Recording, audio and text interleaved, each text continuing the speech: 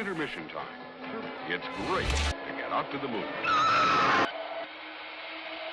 Today we have a fun guest. Do you want to do an intro of who you are, what you do, how you describe yourself? I'm Michael Felker. I am the writer, director, producer, or co-producer, co-editor of Things Will Be Different. And I'm a neurotic nerd in general. Love it. I love that. Yeah. Do you have a film that you would say describes your life right now? Describes my life. I guess I could give a very funny answer and say it's any disaster movie right now because I'm constantly just trying to put out fires. So what's a good like building on fire movie? I don't know, maybe some parts of Spider-Man or something. Okay. But instead of being Spider-Man, I'm just the person who's just running out of the building. Yeah, you're one of the screaming people. Exactly. Yeah. Amazing. Yeah. I feel that. Mm-hmm, mm-hmm. Putting out fires in regards to this film specifically? I mean, when you make a movie, there's like, especially when you're a producer on a movie, you tend to just be like, all right, what's going to go wrong today? And how is that going to stop us from making something weird and fun and have. And it's like, you know, because being a producer, telling people that, hey, we're going to play pretend in real life and hopefully you're okay with that. We make maybe a movie out of it or some money out of it. So you tend to put out a lot of fires in that case. Fun. Yeah. Was there a specific moment or experience in your life where you realized film was more than just entertainment for you? Yeah, absolutely. I was like a kid. I basically, you know, was a kid of divorce. And so when bouncing back between, you know, my dad's house and my mom's house, they would try to like, you know, make me and my sister feel comfortable by showing us a ton of movies. And for my mom, it was going to Blockbuster Video at like Friday nights, and she would just pull out a fun rom-com that just came out in the mid-90s. And then for my dad, it was he just got a DVD player, and he's like, look at this cool DVD I found. And we would be watching weird sci-fi movies and action movies that he grew up with.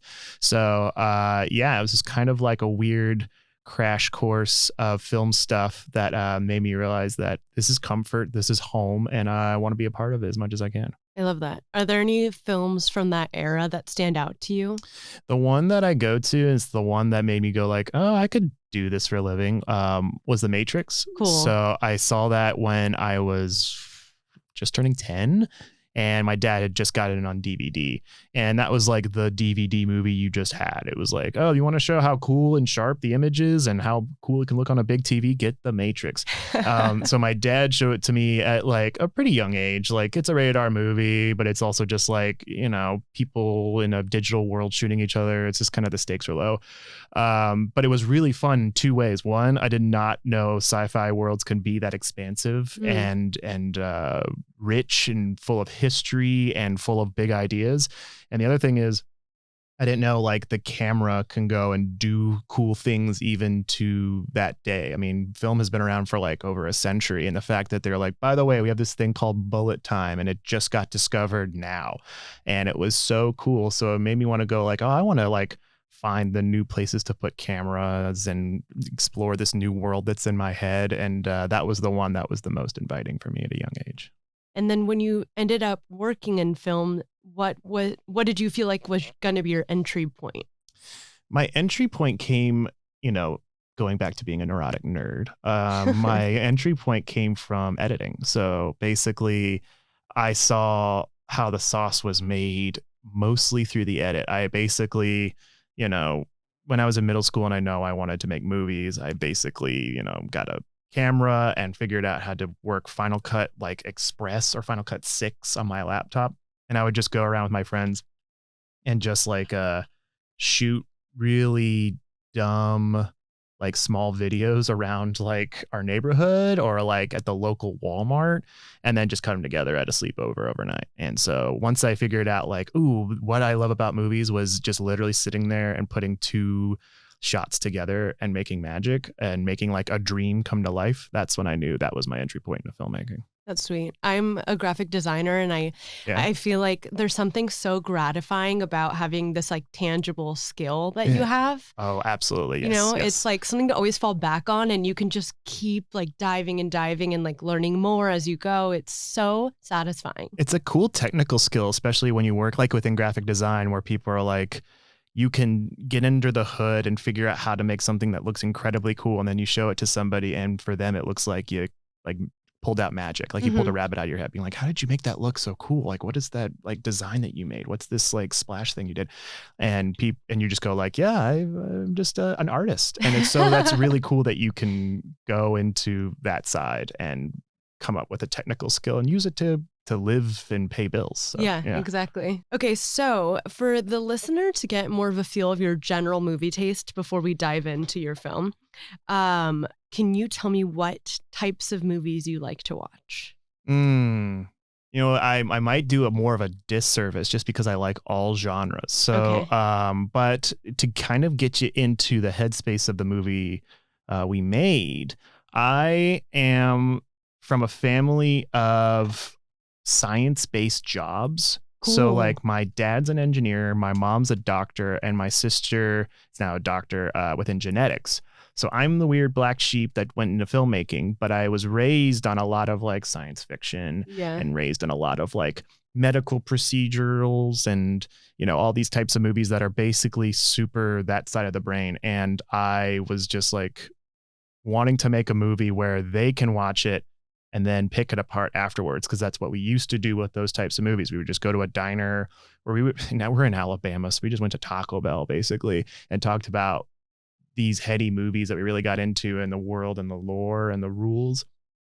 And then we just talked, and that's how we bonded. So I just wanted to make a movie for them in that type of case. And so those movies are like time travel movies. Like you can go to Back to the Future, you can go to like Terminator, you can go to 12 Monkeys. This one gets a little closer to Primer territory, which is like, here's a bunch of weird rules that are kind of explained, but you kind of have to swim in the deep end in order to find them. So, and then one of the bigger references for this movie was Looper and Time Crimes, which are very fun time travel movies that do have a more noir and crime element on top. While you were talking, I kept trying to think of a name of a movie, and maybe you can help me when you said the blend of science and sci-fi. And what is the name of the movie where they're genetically like picking out what kind of like child you want to have? And do you know what I'm talking about?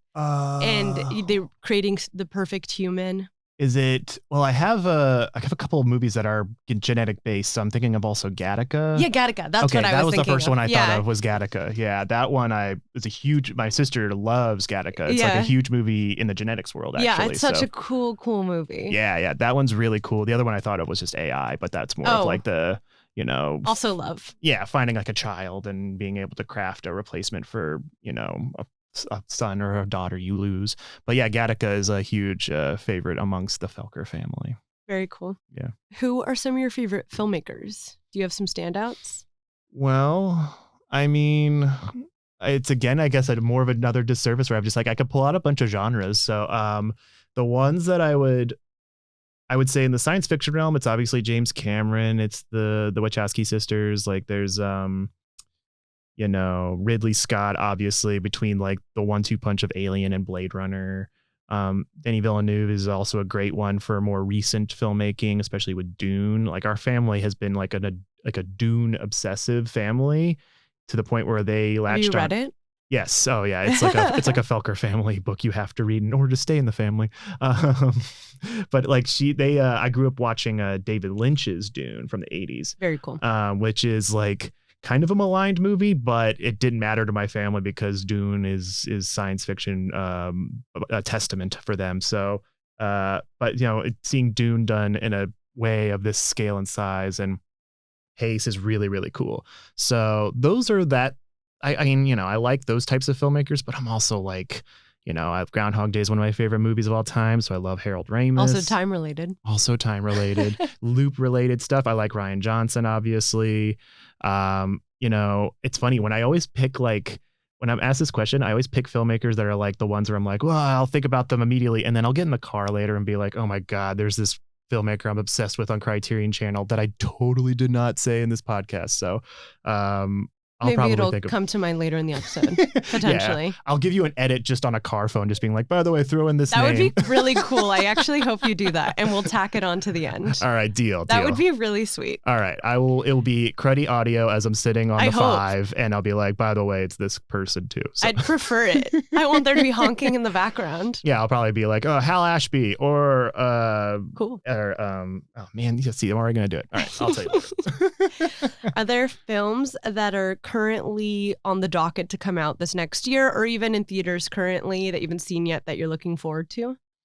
I'm gonna go see The Substance tomorrow. Oh, I'm jealous. I still haven't seen it. Which I've heard, like I've been on the festival circuit, and The Substance has been my elusive movie that I've missed at festivals. Like we were at Fright Fest UK, and I had to leave the day before The Substance premiered in UK, and I was like, damn, I want to see that, but I want to watch it with my wife because my wife loves like body horror. Mhm. She like is huge on Cronenberg, and she's her favorite movie is Alien, which the centerpiece of that movie is body horror. So when I showed her the trailer of this week for The Substance, she was like, "Oh my god, I want to see that so bad." So that's definitely the number one on my list right now. Hey, we're about to hit spooky season, so like there's tons of like genre movies that I want to see that are really cool, or stuff that I've seen on the festival circuit that I'm like, ooh, I can't wait for people to finally see that. Like Azrael with Samara Weaving, that one looks pretty good. And I'm just curious about, how the rest of the year is going to go. Because you never know. Like some movies are like, oh, they will announce when they come out 2 weeks before they come out. So, It's What's Inside also I want to see. That's coming out on Netflix too. Sweet. Are there films, speaking of the holidays coming up, but are there films you watch during specific times of the year, but you can't include holiday movies? Kind of ritualistic. Well, The Matrix it's funny because like that one has like now like March 31st. Everyone watches The Matrix because that's when it came out like 25 years ago. Have you done that? Yeah, they actually do like sometimes like small re-releases in theaters in LA. That's the beauty of living in LA. You're just like, oh, is there an anniversary screening of this thing? It's probably in a theater. So fun. Yeah, so I'll probably go see. I think I saw The Matrix a couple years ago in theaters. That was nice. But what's a movie? Do you have one off the top of your head? Everything I just thought of while you're talking are holiday movies. Like I'm a sucker for like a really dumb movie. I really like the movie New Year's Eve and Valentine's Day, and I watch them on those days. I mean, and they're so like, great. They're just like the corniest movies ever. Yeah. And I do that almost every year. Yeah. Those are great holiday. I'm trying to think. I love kind of a moody fall time movie that's not Halloween necessarily, but it's just like, I don't know, like American Beauty kind of makes me think of fall time. Yeah. Like when you think of rose petals falling, you think of leaves falling, and it's kind of like very similar. And that movie has a very distinct look. Or Okay, so here's one. It's actually a movie that I truly love, and it actually like links to like a very specific time. In my, when you listen to your favorite albums growing up, and you hear the song, you get transported to the time when you first heard that album. Like with me and Radiohead, like on a school bus or something. But the movie that I think of when I first went to college, and it just came out and was like a packed movie theater full of kids who were also going to college and being scared about college, was Superbad. Oh, yeah. So I love Superbad to death. And every time I watch Superbad, I get transported to August, the time of August, of like back to school and transitioning from like, hey, here's this time that I think I finally got a grasp on, but now I'm about to go into this new time that's super weird and scary. And they have fun with it. It's one of my favorite movies to revisit, specifically in the back to school era. I just thought of also another one that makes me think of fall. And also, by the way, I love that movie. It's so good. So funny. I love that movie so much. I think actually the Synagogue account just tweeted about that. Really? Like the other day. Oh my God. Okay, cool. Anyone who talks about Superbad, I can just sit down and be like, oh my God, I love that part, or hey, it's my favorite quote. And, I could just immediately get in McLovin mode. So good. Yeah. The movie I also thought of, The Ice Storm. Oh, yeah. That makes me think of like fall, winter time, obviously, and just the vibe of the neighborhood and what they're wearing and the ambiance and being young and riding your bike. That's a really good one, because that reminds me of also watching that in winter. Like I haven't seen it since I was like a kid, but I have a distinct memory of sitting on this green leather couch and watching it in like a cold Alabama winter, which it doesn't get really snowy. It just gets wet and overcast, but I think about the feel of Ice Storm all the time when I think about it. And Mhm. certain maybe that's what it is, because some movies just give you like a vibe and a feeling that when you remember them, you just remember the feeling of the situation. And 1,000%. it's really, really cool. So I told you this right before, I told you this when you walked in, but right before you came, I literally am just fresh off of finishing your movie. So I'm like so excited to talk about it.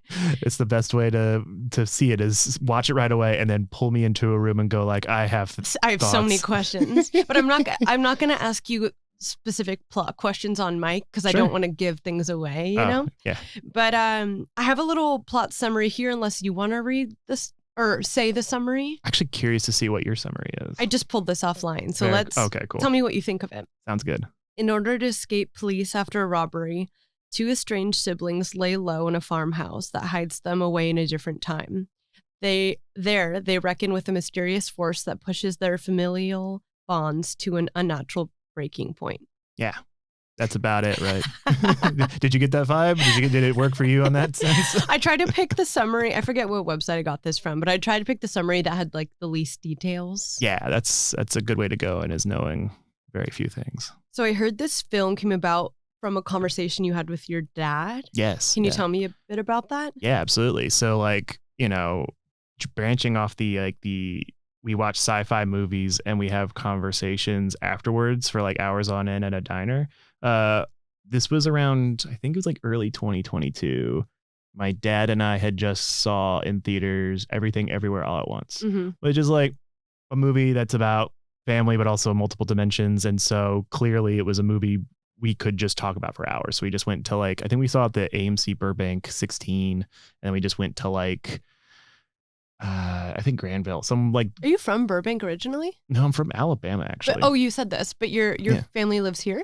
All my family lives in Alabama still, except for me. I live in Burbank. So yeah, Burbank 16. Yeah, that's the one. It's the Valley Mecca for movie theaters. That's like my go-to AMC.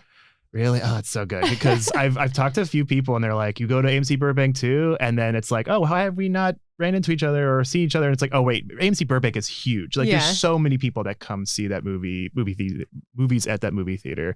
But that's a great one. I love that one to death. That's where I'm seeing The Substance tomorrow. And so we went to like Granville around the corner, and we were talking about like all these cool things. It has like Matrix connections too, just because it's just like martial arts within like a science fiction lore and how those tie together.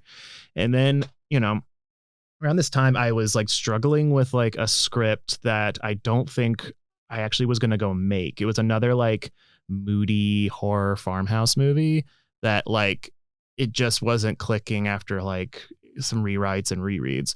But I did have this other idea about shooting, this brother and sister who go on the lam and hide away in a farmhouse that's a time traveling safe house.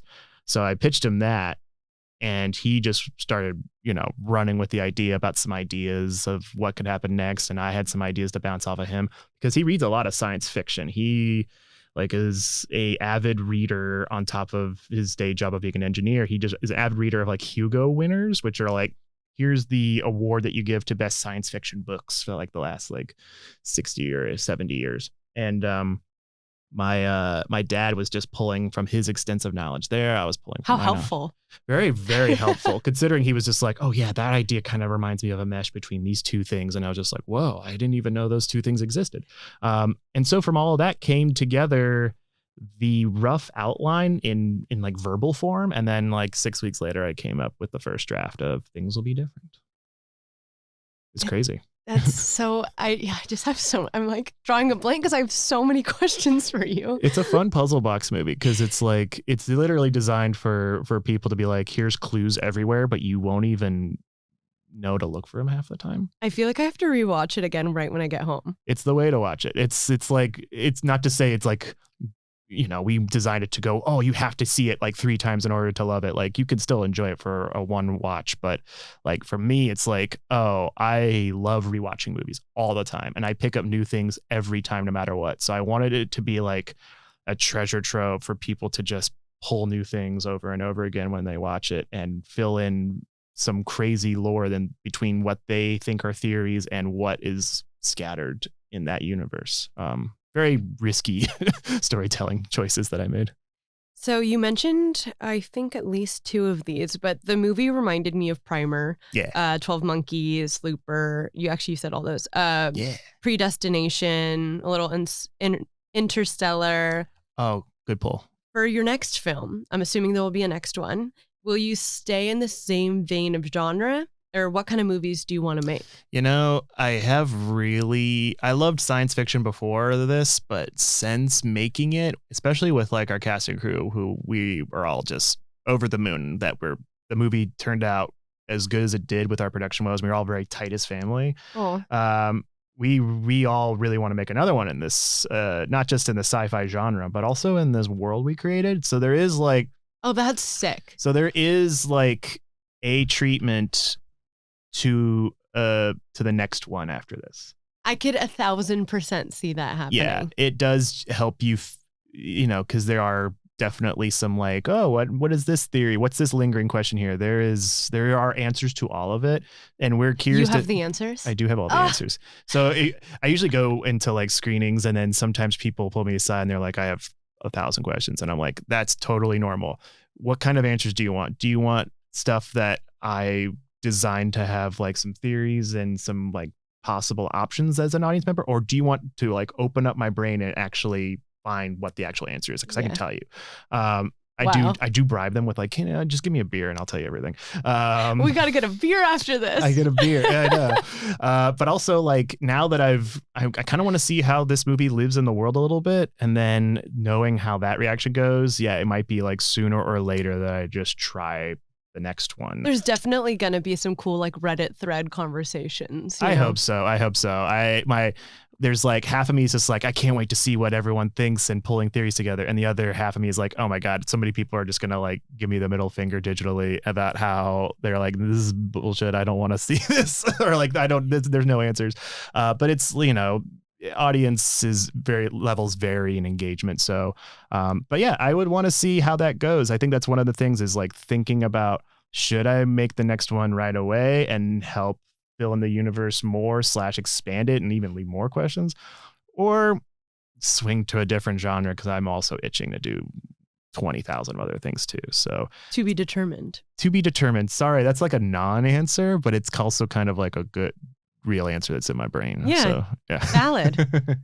So Justin Benson and Aaron Moorhead are the producing duo for this film. They're known for films that mess with your head. Resolution in 2012, The Endless in 2017, and you're a longtime editor with them. Mm-hmm. What was it like to be on the reverse now, where you wrote, directed, produced, and edited this, and they also produced, right? Yeah. So basically the long short of it is, so I've been on every one of their movies as an editor, except for the first one. And the first one I was a production assistant on. So we just kind of know each other and go all the way back since like 2011 was when we met. So when in between movies they would make, I would just write scripts and see if I can make them or sell them or do whatever, or, they all eventually live in a drawer, but I play around with them for a while. And I would send it to Justin and Aaron and their producing partner, Dave Lawson at Rustic Films. And I would go like, hey guys, give me some thoughts. Let me know what you think. I don't know what I'm doing with it yet, but maybe make it, maybe sell it, whatever. And they read everything. They read everything I've ever done, gave great notes, gave great advice, and then, eventually put in a drawer. But this one, I was like, hey, I'm going to go make it. It's very cheap concept. It's very much in a wheelhouse you guys understand. And I came to them with like being like, hey, I just want a blessing, like, hey, give me like the tip of the cap. You're good to go make this feature. It's a good idea. It's not hot garbage. And then so I sent it to them, and like after like many drafts with my collaborators and my wife and my other producing partner Shane Spiegel, and sent it to them, and they were in the middle of, I believe I remember this, they were in the middle of shooting Loki season 2. And I was like, oh yeah, they're not going to read it. Oh, they're making Loki. I'm going to go get a go stamp email, and then I'm just going to go and make this thing. Anyway. But then they read it like during like a downtime they had. And they immediately called me as soon as all 3 of them read it to get on a Zoom call. And they were like, not only do we really like it, we think it fits the Rustic Films brand perfectly. We want to be the production company behind it. So I was more than like overwhelmed because I was like, oh my God, you guys are like putting your stamp approval on this. And basically from there, they're all three of them are executive producers, which means like they want to help as much as we can, even though they can't be on set. And what they described it as is that we are helicopters that are 10,000 feet in the air, and we're just going to drop resources anytime you need it for anything. Like, we got a casting director from them that it was introduced from them. Our composer, Jimmy Laval, our casting director is Chrissy, who absolutely nailed getting Adam and Riley. Yeah, I have a lot of thoughts about them. Well, I'll get to. Oh yeah, no, they did a great job, and it was all because of Chrissy. So they dropped so many resources and just backed the movie in every way possible. Even to this day, we're going to the release in a couple weeks, and they are just pushing and doing everything they can. They're on all these emails, giving all this insight, and so they have been nothing but supportive in a way that was even more impressive than it was when I was like an editor director, where I only saw like one side of it. I got to now see all of the filmmaking aspects of making a feature, and they were there and giving nothing but great advice and guidance the entire time. Are you so exhausted since you wore so many hats? I don't understand. I'm pretty exhausted in general. That's just my natural state. So it makes sense that I'm wearing 4 hats stacked on top of each other like a tower. You look dumb half the time because you're just going around asking people questions that you don't know the answers to, and you don't care if you look dumb. But it's I'm used to it because making movies is awesome. I love doing it. I love being a part of every aspect of it. So I'm generally exhausted, but I couldn't be happier about how it all is going. Yeah. These are good questions, by the way. Thank you. I have so many. Please. I'm like, oh, how far? Okay. What's something you learned from directing your first short films and just projects before this that helped you on this movie? I think the first thing that comes to mind that I learned from short films is that what you envision in your head for elaborate shots takes so much time. Like even just putting up a dolly just eats so much of your day.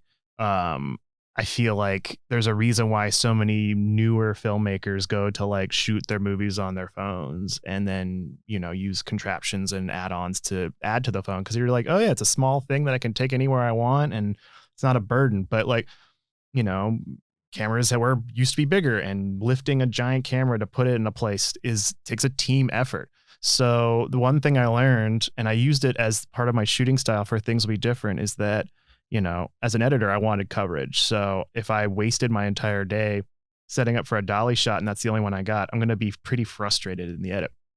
So my mantra, with a couple exceptions that are key parts in the movie, but my mantra with shooting this movie was like, only put it on and only do handheld. Anything else, we don't need. We have like a couple of slider shots, but no dollies, no extensive rigs.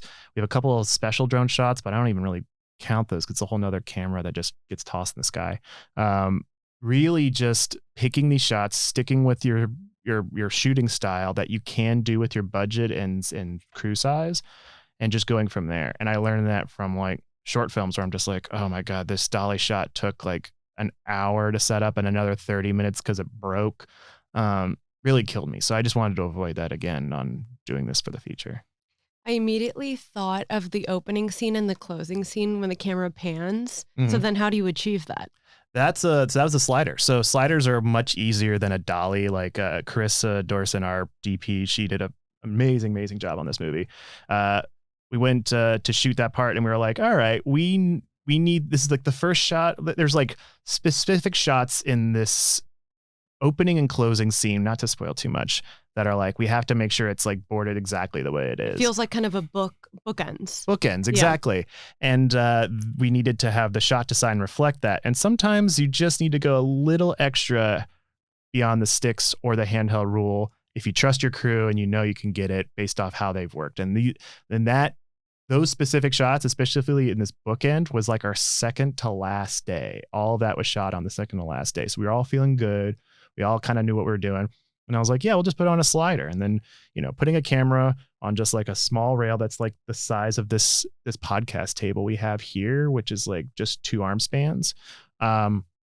was easy to set up because you just set it up like a table and then you just move the camera back and forth. And we just practiced that. There's not too much you have to worry about or rehearse. And that gave us the confidence to do that after basically having a locked off camera or handheld for like 95% of the shoot. Okay. Cool. Yeah, this kind of stuff I know nothing about, so it's interesting. I will talk tech to you for hours, whether you like it or not. So you touched on this a moment ago about the casting director, but they did such a good job because I thought the chemistry between the siblings, Joseph and Sydney, played by Adam David Thompson and Riley Dandy, was so genuine and so just like, it was cool because I didn't recognize either of them, which is what I prefer. I love seeing a fresh face. I felt like they seemed like seasoned actors to me. They're basically seasoned actors, and they just need more awesome opportunities to show it in meaty roles. And I'm glad we casted them because Chrissy Ellington, our casting director, she not only found the right actors, but she found like the right pair. And when we were like doing like our list of like, all right, here's all the cast for the Joseph role. Here's all the cast for the Sid role. Chrissy didn't bury the lead at all. She's like, all right, I'm going to put Riley in the front of the Sid line and Adam's the front of the Joe line. Like they were the first people we saw. And it was really hard to beat that standard no matter how many tapes we saw. Like everyone we saw was really, really good. But there was something special about both of them individually. And then we finally got them on a Zoom together. Adam's from the East Coast and Riley's is here in LA. So we had to have them talk over Zoom and it was just so natural. Like Riley has, a big family with lots of, brother, sister stuff. And then Adam is a dad who also has brothers and two little girls. So like they just know what a sibling looks like based off their own experience. And so they channeled that a lot. And then it was just lots of talks over Zoom calls where we just didn't even go over the script. We just sat there and chatted for like 90 minutes about whatever we were dealing with, to the point where I just even got off the Zoom and let them talk for a while because I wanted them to have their own like secret language that a brother and sister would only have that I even wouldn't know about. So, I mean, yeah, that's so integral that they were perfectly cast because they're like basically most of the dialogue in the whole movie. There's not a big ensemble cast, so they kind of would make or break the film and they really add to it. They give the movie the heart, which I think is genuinely undeniable. I think it allows us to get away with so much more sci-fi ambiguity because there's a heart and a human connection you can latch onto 100%. I just base it off me and my own sister who are just like very close. We just talk like we've known each other for our entire lives because we have. And, as long as, and once you have that feeling, you can, you can't even direct it. You just need to like have them be in a room, get to know each other. And they nailed it perfectly. So they made my job easy. Something about the siblings in this movie is that they have matching tattoos on the inside of their wrist. And then I noticed when you came in, you have a tattoo on the inside of your wrist. Is it the same? So it's funny. I have two tattoos on my arm now. This one, the one that's on my wrist is the one in the movie. Okay, that's what I thought. But I did get it after the movie was made. It was more of like a celebration tattoo, cool. Hey, we did it. But the one that's inside my elbow, and it's, it looks like a Zelda Triforce. It's like, triangle with 3 triangles inside or 4 triangles inside. That one is the one it's the tattoo that's the one that's the movie's based on. Me and my sister have matching tattoos. Triforce triangle tattoos inside our elbows that we got about 5-6 years ago. And we got them because, we live on opposite sides of the country. She's in a whole nother industry. She has 2 kids. I'm, messing around in film for another decade, not raising kids yet. And so we needed a way to connect that was more than just like a catch-up phone call. And so we got matching tattoos on like my 30th birthday. I can't remember which birthday it was. And so anytime we have like a really, really bad day, like one of us on our end, we would just shoot a picture for our tattoo as a text message. And we don't even explain the context of why our day was bad. We would just send our tattoo back to the other one. And so, once we did that, my wife, when reading one of the first drafts of the script, she's like, you should put the tattoos in the movie. And I was like, oh, that's such a great idea. So I put the tattoos in the movie and, I think it's a really easy like connection that people can make while watching the movie about the Adam and Riley's characters. My sister has asked me to get a matching tattoo so many times. Oh, She's probably yeah? going to listen to this episode and be so jealous. What kind? Wait. Tell me about the tattoo, you guys. There's no actual design. I'm the only one with tattoos. Okay. And so I'm an individualist, and I have a really hard time matching. So I'm gonna. To be fair, that's really tough. I mean, it's a big ask having like not just a tattoo in your body, but to have like the exact tattoo that someone else has. I'll let her have it one day. I just haven't decided what it is yet. Okay, you should I will say, as someone who has it, it's a wholehearted recommend if you like your sibling. If you don't like your sibling, okay, good. Then it's easy said than done. You have a whole lifetime to figure out the tattoo situation. In this movie, we're spoon-fed information as we go, so it feels like we know just as much as the characters, but obviously a bit less because we don't have their backstory other than what they share during the dialogue with each other. Yeah.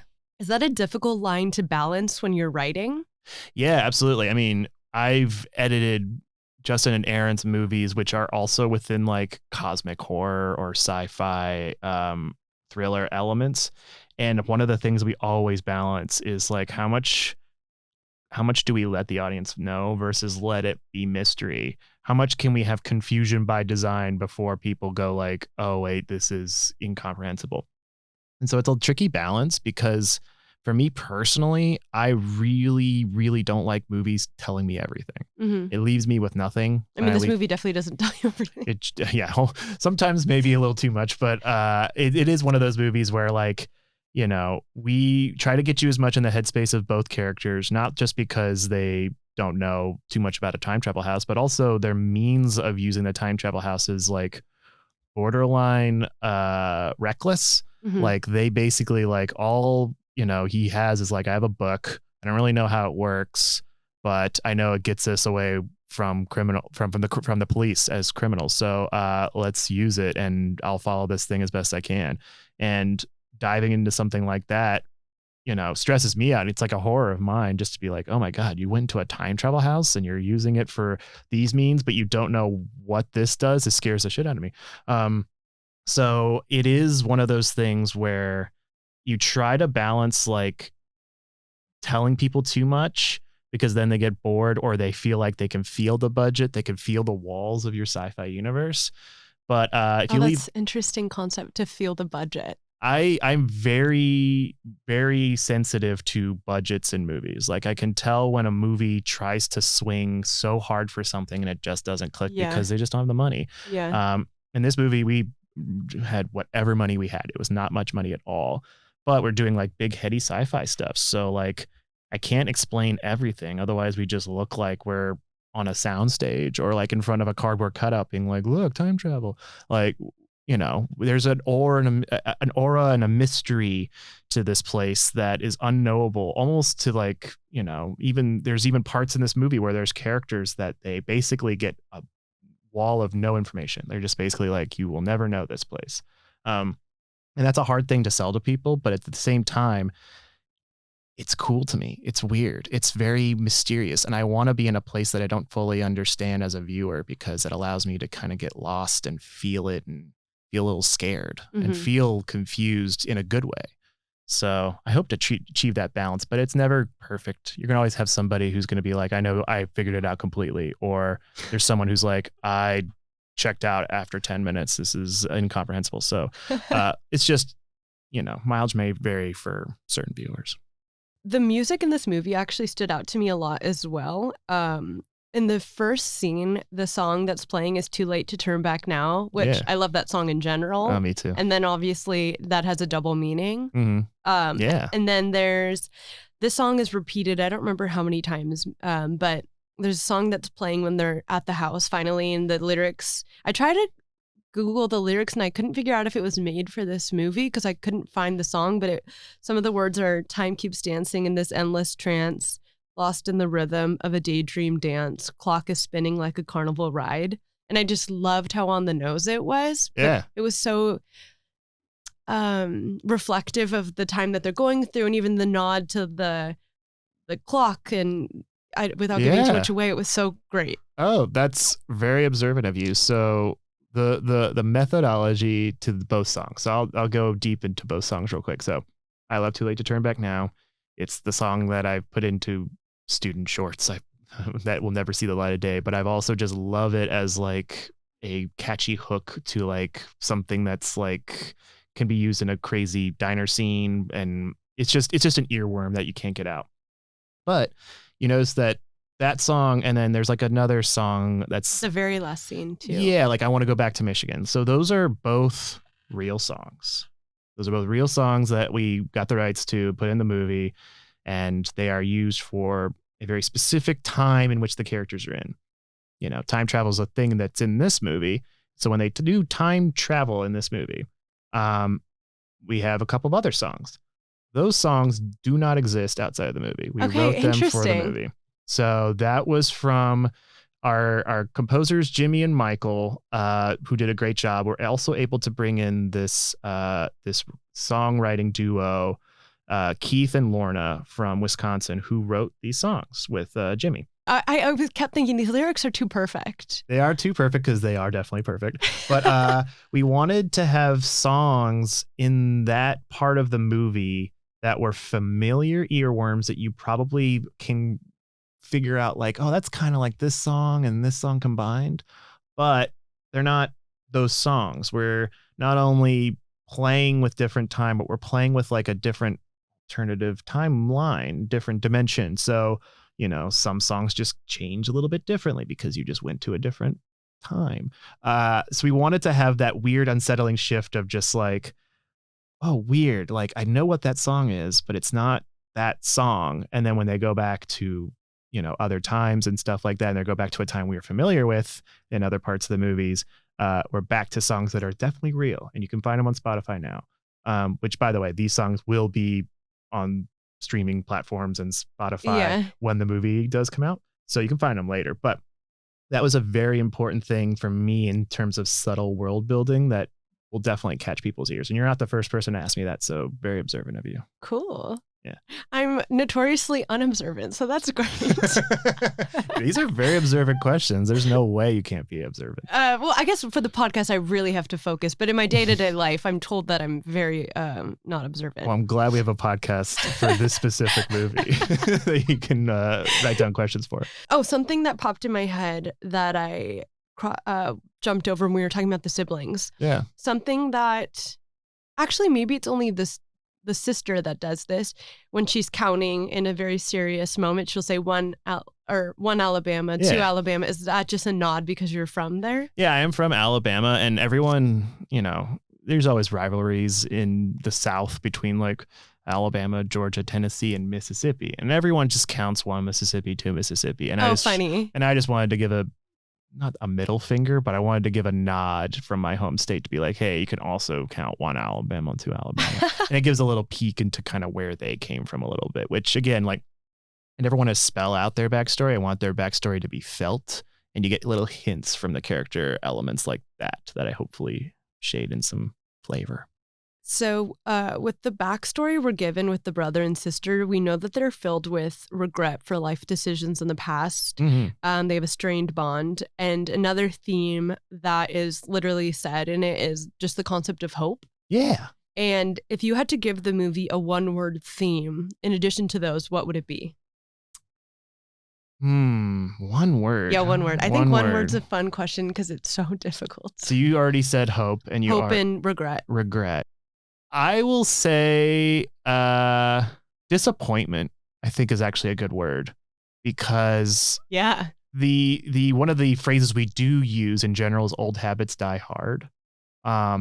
This movie shows that, you know, I've seen so many time travel movies that deal with like, if you do something over and over again and you get better at it, you'll eventually improve.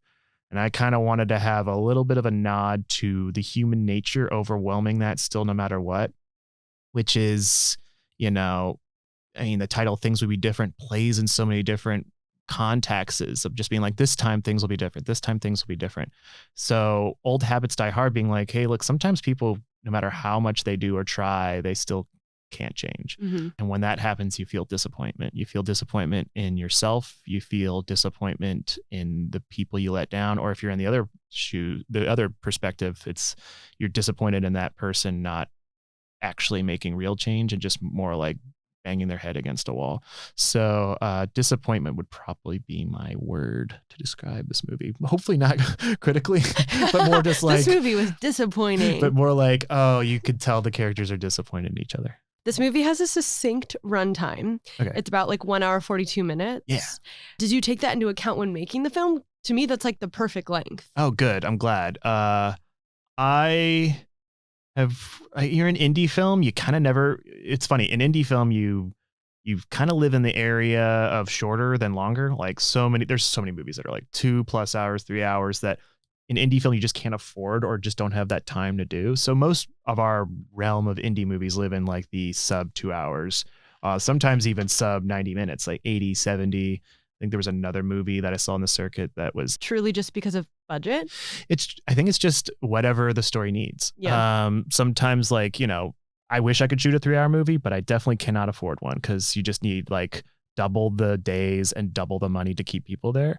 So when you're in a small budget like this, I tried for this movie. I did definitely try to shoot for a double-digit time, which would be about in the 90-minute range. Mm-hmm. But sometimes you just need the movie to have, pace. And I don't mean like fast tempo. I mean like you need ambience, you need atmosphere, you need times of silence. Mm-hmm. And especially when you have two characters who are going to a farmhouse and staying there, sometimes you just need to live in that silence. So we did have like, it's funny because as an editor, a lot of what the script is what we ended up editing together. Like there's not really deleted scenes. There's like some moments that got shaved or whatnot, but like the shortest this movie got was like 99 minutes. And then we actually added back time because it was just like, it felt a little fast. It needs to be like lived in and breathing in these like, cold winter winds.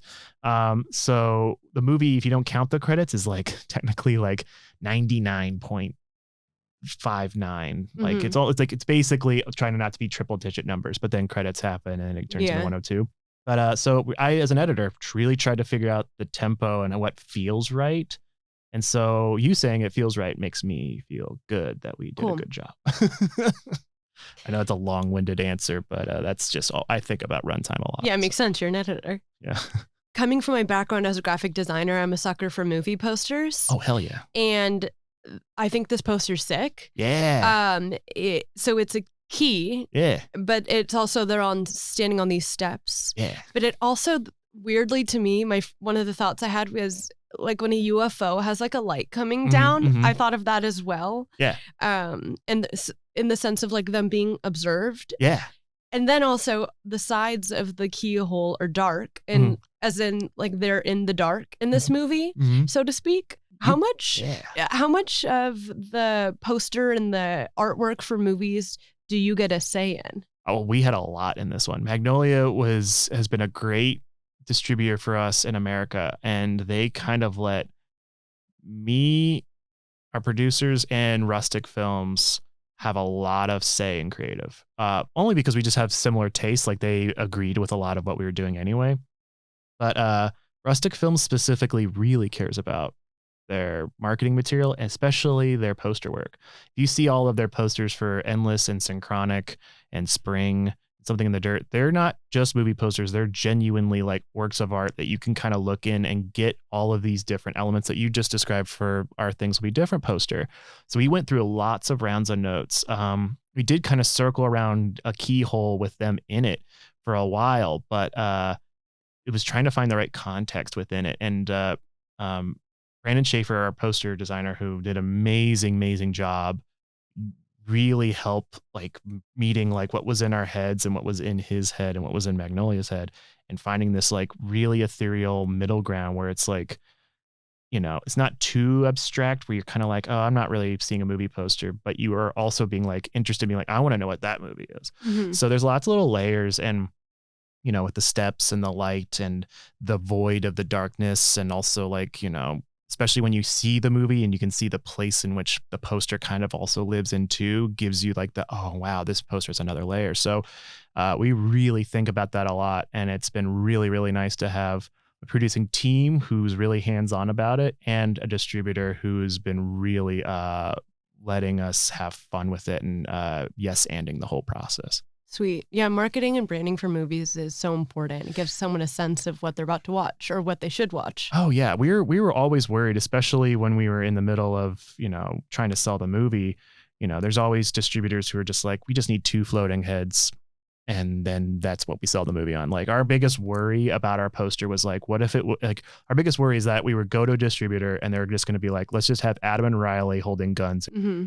And that just killed us. Like, we're just like, that's not even that's one part of the movie only, and then there's nothing else to pick apart. Like, yeah, like it made me think of the poster for the new Twisters. It's just like them with twisters, Yeah, exactly. And certain movies play well with that, obviously, but for us as an indie, we're just like, we need to be thinking differently than just having our actors be in a space that is just corner, whatever. So we really take care of that. And especially since we live with those posters on our walls for the rest of our lives as creatives, we're like, oh yeah, this is in our office. This is going to be in their office. Like, we want to be able to look at it and go like, man, what a movie. Man, that was a great time. And the poster is so key. So we were very, very happy. So key.